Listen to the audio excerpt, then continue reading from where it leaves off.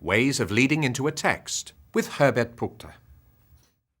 When you want to work with your students on a text, getting them to start reading or listening to it cold is often not the ideal way of doing it.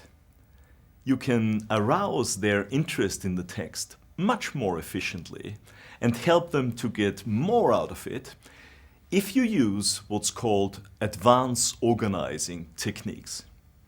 Here's an example. Tell your students that they're going to read the text on page X in their course book. Ask them to earmark that page by putting a sheet of paper there so that they can turn to it quickly and to shut the book straight away. Tell them that you're going to give them about 10 seconds to find out the main ideas of the text. Tell them that there is no way they can read the text word for word, so they should move their eyes over the text very quickly, but also look at the title and the artwork. Then give a start signal, and after 10 seconds or so, ask students to close their books again. Tell them to call out words and phrases they remember from the text. Note these on the board. After 2 or 3 minutes, get students to work in pairs. Tell them you'll give them about a minute to discuss what the text is all about, or if the text is a story, to create a story using some of the words on the board. After 1 minute, ask students for their ideas.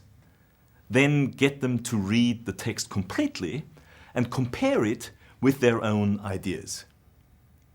This technique usually helps students to focus well on the text. It also helps those students who find it difficult to skim or scan a text, in the belief that they need to read the text from the beginning to the end in order to get anything out of it. Another example of an advanced organizing technique would be for the teacher to present to the students just 4 or 5 keywords from the text. Let's have a look at this text here.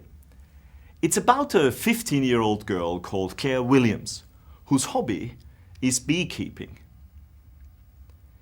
To lead your students into the text this way, write the following words on the board.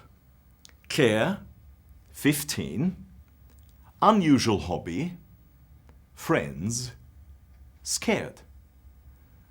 Now give your students a bit of thinking time, and then ask them to call out words that come to mind when they think about the prompts on the board. Any words. Whatever the students call out, write those words on the board around the prompts. What's important here is you act as a facilitator of the students' brainstorming and not a judge. Let's assume a student says broken leg. The teacher will write this down and maybe ask, "That's interesting. What do you mean by that?" So the student can explain what their thinking is. For example, they might say that they think the girl's hobby is climbing, and one day she broke her leg while doing her hobby. It's important that you don't say, for example, "But this word doesn't fit." Keep in mind that this is brainstorming, so all the students' associations are valuable. Again, when this phase is finished, ask students to get together in pairs and come up with a story using some of the words on the board. Various students then tell a few of their stories and finally read the text. Try it out and let us know how it worked. The sample texts referred to in this vodcast are taken from the second edition of English in Mind, Students' Book 1, by Herbert Puchta and Jeff Stranks.